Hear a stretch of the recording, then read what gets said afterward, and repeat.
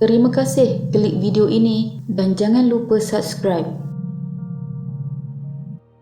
Gunung Suku di negeri Perak sering menjadi tumpuan kepada aktiviti pendakian di kalangan pendaki dan ia terletak dalam hutan simpanan kekal negeri Perak. Bagi menjalankan sebarang aktiviti dalam hutan simpanan kekal di negeri Perak, setiap pengunjung perlu mendapatkan permit memasuki hutan simpanan kekal terlebih dahulu dari Jabatan Perhutanan Negeri Perak. Pendakian di Gunung Suku dianggap sebagai satu aktiviti yang mencabar dan berbahaya sehinggakan hanya mereka yang berpengalaman dalam aktiviti mendaki digalakkan untuk menyertai aktiviti ini. Pada 29 Mei 2022, dua wanita telah dilaporkan hilang ketika mendaki bersama 27 pendaki lain di kawasan Gunung Suku. Mangsa yang hilang dikenali sebagai Si Suyen berusia 32 tahun dan Eng Yi Chu berusia 46 tahun, masing-masing dari Ceras dan Kelang. Lalu, apa sebenarnya yang terjadi pada hari kejadian? Ini adalah kisahnya.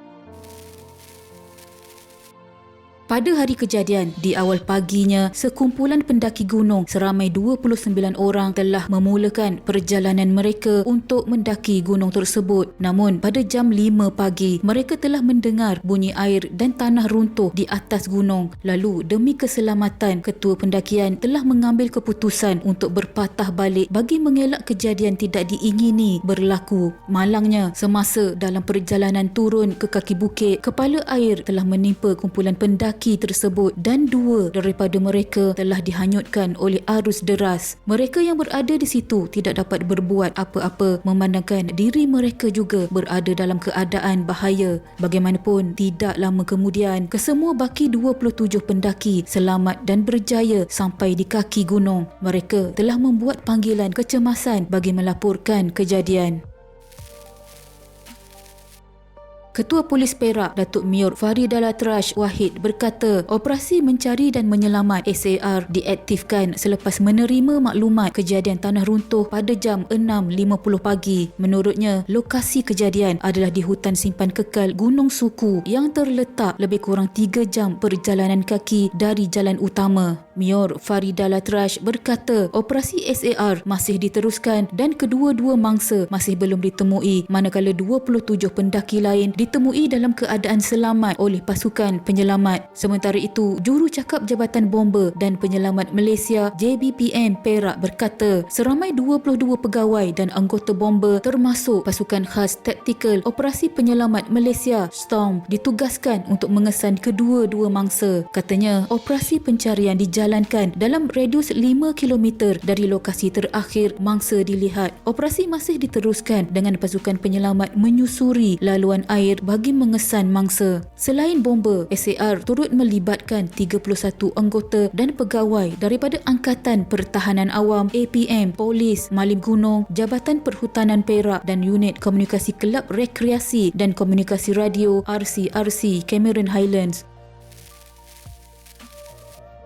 Pada petang hari kejadian, pasukan penyelamat menemukan anggota badan manusia dipercayai milik salah seorang daripada dua pendaki wanita yang dihanyutkan kepala air. Penolong Pengarah Operasi Jabatan Bomba dan Penyelamat Malaysia JBPM Perak, Muhammad Syahrizal Aris berkata, jam 5.05 petang, pasukan penyelamat menemukan kaki manusia dalam jarak 300 meter dari lokasi terakhir mangsa dilihat sebelum hilang. Kira-kira jam 10.20 pagi pada keesokannya, hari pencarian yang kedua, satu lagi anggota badan ditemukan dalam timbunan kayu. Pencarian dibahagikan kepada dua pasukan, iaitu menuruni laluan arus dari hulu ke bawah upstream sungai dan satu lagi pasukan dari bawah menaiki laluan arus sungai downstream dari hilir sungai. Pasukan penyelamat belum dapat menentukan sama ada anggota badan yang ditemukan itu adalah sama dengan bahagian kaki yang ditemukan pada hari sebelumnya. Ia kerana bahagian badan terbabit dijumpai di lokasi yang berbeza. Jadi, mereka masih tidak dapat memastikan sama ada kedua-dua anggota badan dari mangsa yang sama. Operasi mencari pada hari kedua digerakkan bermula pada 9.10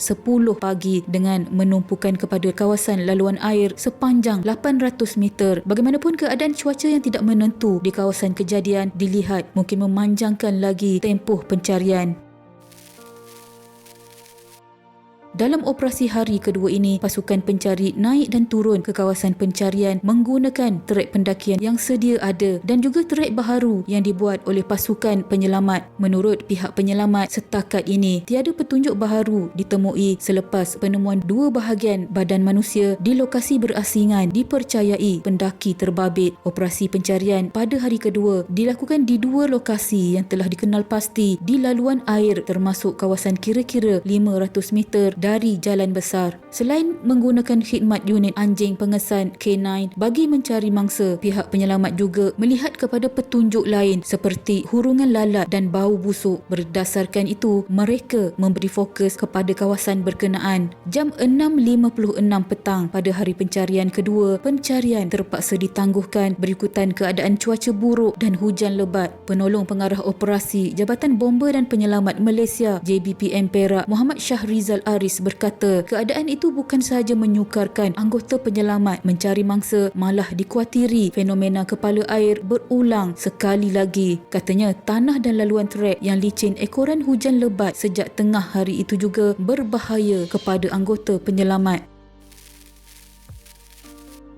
Pada 21 Mei 2022, pasukan penyelamat berjaya menemukan mayat mangsa kedua pendaki wanita yang dihanyutkan kepala air. Muhammad Shahrizal Aris berkata, setelah mangsa pertama ditemukan pada 16 Mei lalu, kini mangsa kedua ditemui di bawah timbunan lokasi sektor C, iaitu di kawasan terowong berdekatan jalan besar. Katanya lagi, operasi mencari dan menyelamat SAR yang memasuki hari ketujuh itu membabitkan kekuatan anggota penyelamat seramai 43 orang dari pelbagai agensi. Mayat dijumpai dalam keadaan lengkap, cuma ada kecederaan di badan dan kepala. Mangsa kemudiannya diserahkan kepada pihak polis pada jam 11.55 pagi untuk tindakan selanjutnya. Identiti mayat hanya boleh disahkan selepas dihantar ke unit forensik bagi tujuan pengecaman. Operasi yang bermula pada 15 Mei itu tamat sepenuhnya pada 21 Mei 2022 jam 1 tengah hari.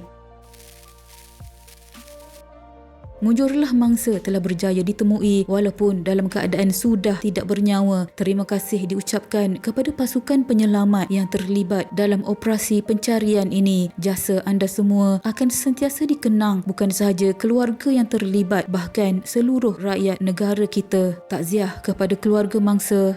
Sekian.